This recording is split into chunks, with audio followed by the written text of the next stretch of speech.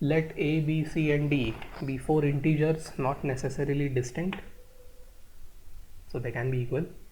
In the set 1, 2, 3, 4, 5, the number of polynomials x raised to 4 plus ax cubed plus bx squared plus cx plus d, which is divisible by x plus 1, is between 55 and 65, between 66 and 85, between 86 and 105, more than 105.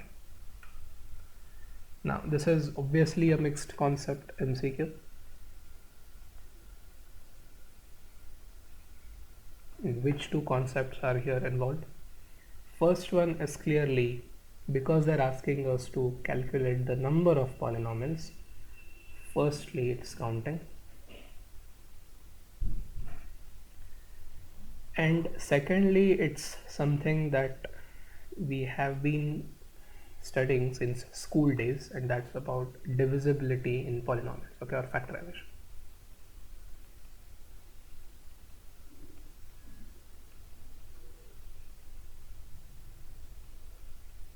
Correct? So we will actually make use of that factorization first, because only then we can obtain the relation among the coefficients of this particular polynomial, right? Now what does our theorem tell us?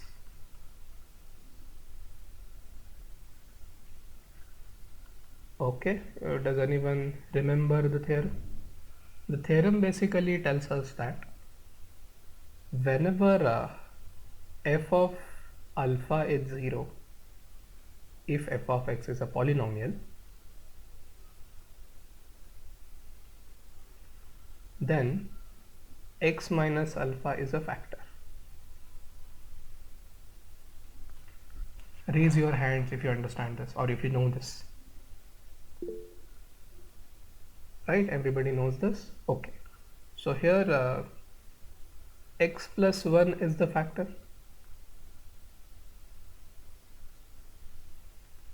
So we must have f of negative 1 equal to 0. Please make sure that it's not x equal to 1. It is x equal to negative 1, because here it is x plus 1, so it is x minus negative. So that is one point that you need to understand or you need to realize. Don't take x as 1. You take x as negative. Now because of negative 1, even powers will become 1 and odd powers will become negative. So 1 minus a plus b minus c plus d equals c. Okay. Okay, now we can shift the negative terms or the terms having negative sign on the other side. So I can say a plus c is equal to b plus d plus 1. Okay, so this is the relation that we have to obtain from the factorization of polynomials part. And after this, whichever numbers from 1, 2, 3, 4, 5 satisfy a plus c is equal to b plus d plus 1, we have to consider those. Okay? So what to do now? This is yes. So can you explain this again, how we got a plus c is equal to b plus d plus 1? Okay. And do you agree that f of negative 1 should be 0? Yes. So put x is equal to negative 1 in all the terms containing x. Oh, okay, alright. Okay? Fine. Huh. Now the second part of the problem is actually it involves the crucial step that we always keep talking about. That means if you do the crucial step, then the solution is I would say easy to obtain. If you still continue to do it by considering the brute force method, like take a1 c1 and then see what you get, it's a bit trickier. So this crucial step is like this. You notice that all of them, okay, a, b, c and d, all of them will come from the set 1, 2, 3, 4 and 5. Okay, a, b, c, d not necessarily distinct, they belong to this particular set 1 2 3 4 5. ठीक है? And we basically now need to find the number of solutions to this equation a plus c equal to b plus d plus 1 over the set 1 2 3 4 5. Let us consider the left side. Please tell me what is going to be the smallest and the largest value of a plus c if a and c both come from 1 to 5.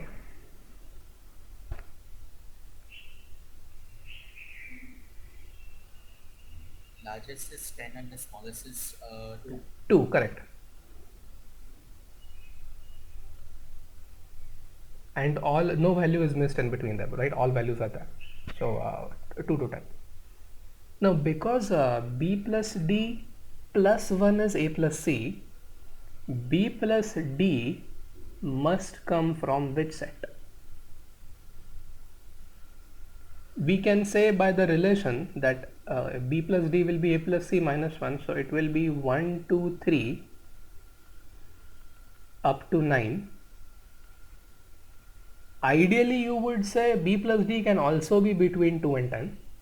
Okay, so we have to now exclude the value 1 like we excluded the value 10 from the set of possible values of b plus d, as b min and d min is equal to 1. b plus d can never be equal to 1. Okay, so b plus d must come from which set? 2 3 up to 9. See, we have to exclude 10 because it is always 1 less than a plus c. Let me add it here.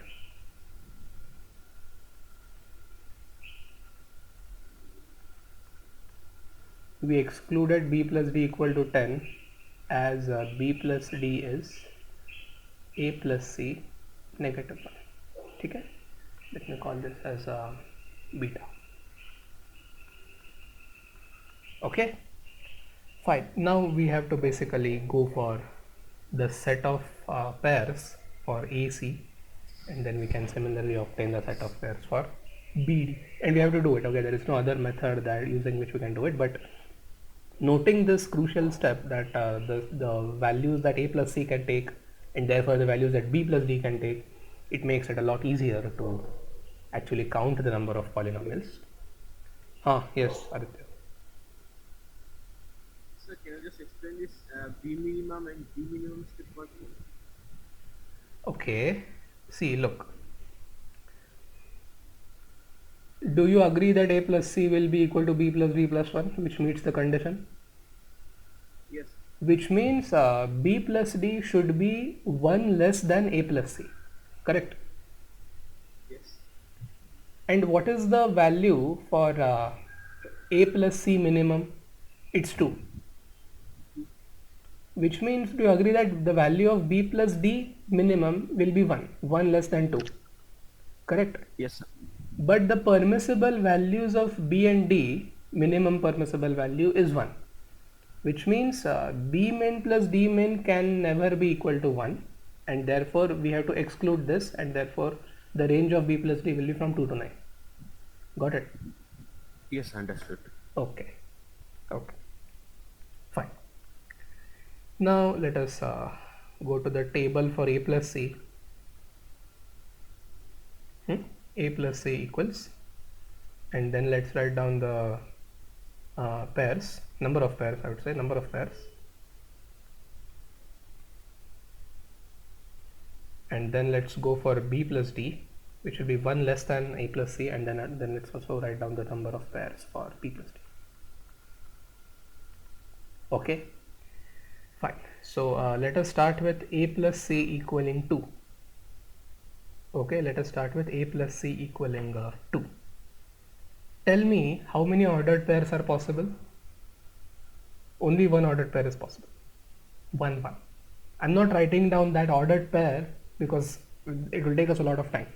Number of pairs is 1. What about b plus d? If a plus c is 2, b plus d is equal to 1. So the number of pairs will be 0. Now raise your hands if you understand this. Does everyone understand that if a plus c equals to, number of pairs for AC will be 1 and BD will be 0. So A and C can never be equal to 1. Otherwise that condition will not be met. Okay, now let's go to 3. A plus C equaling 3. Tell me, how many values of ordered pair, how many ordered pairs? 2, 1, 2, 2, 1. 1, 2 and 2, 1. Correct? But B plus D is 1 less than that, so this will be 2. So only one ordered pair BD is possible, 1, comma 1. Is this clear? Yes. Okay. So what we can do is we can start repeating this pattern, but we need to make sure that none of these numbers A, B, C, D can be greater than 5. Like in the case of rolling a die, we know that the individual scores can never be greater than 6. Okay, so something similar we need to remember here. Okay, fine. So if this is 4, then 1, 3, 2, 2, 3, 1. This will be 3 and then this will be 2. Okay, if A plus C is 5, then there are 4 pairs possible. B plus D has to be 4. Ordered pairs for BD will now be 3. Okay, 1, 3, 2, 2, 3, 1. Okay, now let's go for A plus C equal to 6. A plus C equal to 6. How many ordered pairs are possible? 5, 1, 4, 4, 1, 2, 3, 3, 2. Sorry, my bad. 1, 5, 5, 1, 5, 5, 1, 2, 4, 4, 2 and 3, 3. Okay, for A plus C equal to 6. Now if in that case B plus D is 5, then how many pairs are possible? 1, 4, 4, 1, then 2, 3, 3, 2.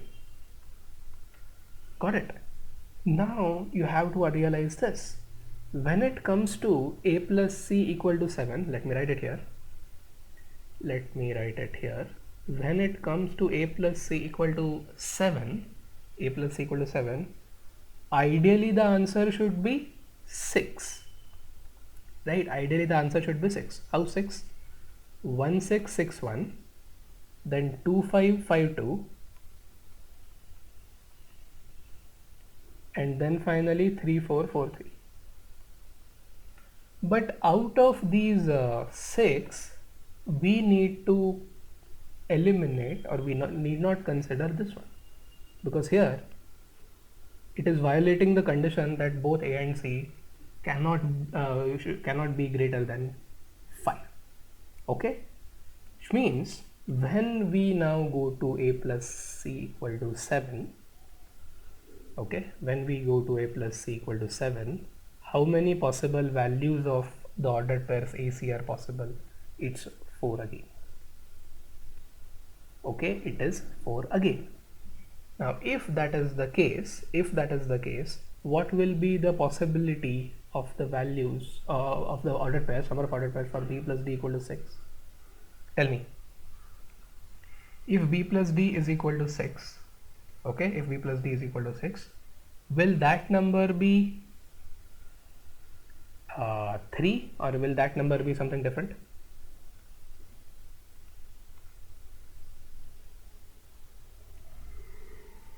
Tell me. The question is, if B plus D is equal to 6 now, because it is 1 less than that, how many pairs are possible?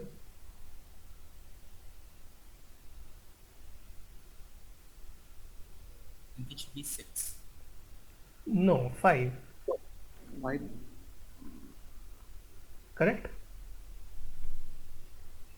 1, 5, 5, 1, 2, 3, 3, 2, 4, 4, 2, 2, 4, 4, 2 and 3, 3. Correct? Understood? Right. Okay. Okay.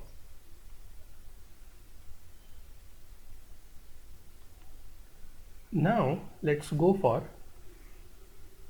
8, 9, 10. quickly. 8, 9, 10. Now can somebody tell me how many ordered pairs are possible for a plus c equal to 8? Remember, you cannot start with 1 7 and you also cannot start with 2 6. So it has to be 3 5 4 4 5 3. So this will be 3. Similarly, for 9, you cannot start with 1 8, 2 7 and 3 6. So you have to start with 4 5 and end with 5 4. So 2, and then this is equal to 1. Raise your hands if you understand this. Number of ordered pairs A comma C. Did everybody understand that? Okay, very good. Now let us go for the third column, that is B plus D value. B plus D value can get as large as 9, right? Now again for 9, how many ordered pairs are possible? Only 2. For 9, only 2 ordered pairs are possible. For 8, how many ordered pairs are possible? 3. And for 7, how many ordered pairs are possible? 4. So basically we are solving the same equation every time. One unknown plus other unknown is equal to something. But for B plus D, it will be from 2 to 9, but still that yeah, okay, from 2 to 9. Okay, 10 can't be there because otherwise A plus C will exceed exceed 10, and that's not possible. Okay, so this is the pairs that are possible. We have not made the list of them because that is not required and also not possible, not recommended due to the time. But now we would like to apply the multiplication principle. So basically we can say this and this. Okay, I told you, if the framing in the counting problem is either this or that, then we use addition principle, and that's how these numbers have been obtained. So for A plus C equal to 4, it is 1 3 or 2 2 or 3 1. So or means addition, so 3. But now we are saying A plus C equals 4 and B plus D equals 3, which means now we need to multiply. Correct? Now we need to multiply. Multiply what and what? Need to multiply the number of pairs of AC by the number of pairs of BD. And if you now start multiplying and then adding everything, then you will get the answer. Okay, so let me now first write it here and then we can go to the value. Okay, so 1 into 0 0, 2 into 1 2, 3 into 2 6, 4 into 3 12, 5 into 4 20, then 5 into 4 20, 3 into 4 12, 3 into 2 6, 2 into 1 2. And notice the symmetry: 2 6 12 20, 20 12 6 2. So how to add? 2 plus 6 8, 8 plus 12 20, 20 plus 20 40. So total number of polynomials is 80.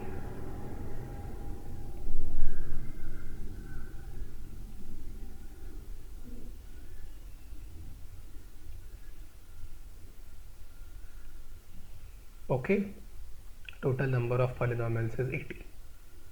Have you understood this? The last column, is it clear or shall I explain it again? Yes, it's clear. Clear, right? Everybody understood that? Please raise your hands. Okay, fine. If anyone has still not understood it, please tell me, I will explain. Okay, so total number of polynomials is 80. Total number of option B is right. Between 6 to 6 and 80. Okay, between 6 to 6 and 80. Okay. Sir, Yes. since as you said that we do not have much time in the exam to list all the possibilities, Huh. how exactly do we approach these sort of questions, right? Because thinking Yes. of all the possibilities itself will take quite a bit of time. So Yes, exactly. So see, what I will tell you there are two parts. First is the mental part, and the second one is the writing part.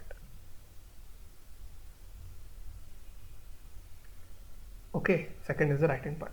So if you can do all the calculations in your head, let's say if A plus C is equal to 2, then 1, then you can skip writing this part, and you can also skip writing this part if you are confident enough about writing a plus c and writing b plus d.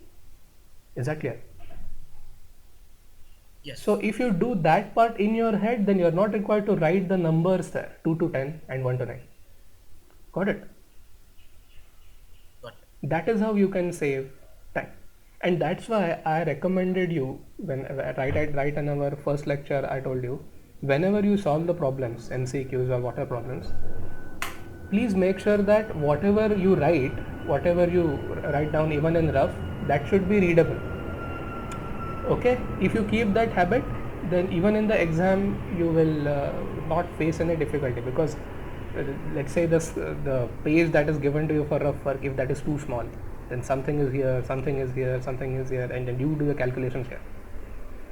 So all that factors will start coming into picture. So you can demand for as many rough sheets as you want, but please make sure that whatever work that you do, okay, if you are good in this, it will definitely save some time in your examination. Okay, and then the writing part should be kept as minimum. But here it's exactly opposite.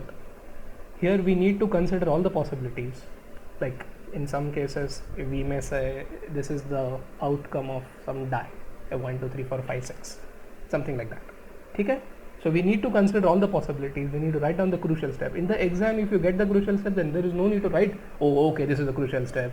A, B, C, D belong to 1 to 5. Then therefore A plus C will belong to 2 to 10. B plus D will belong to 2 to 10. No need to write it, because it's in your head.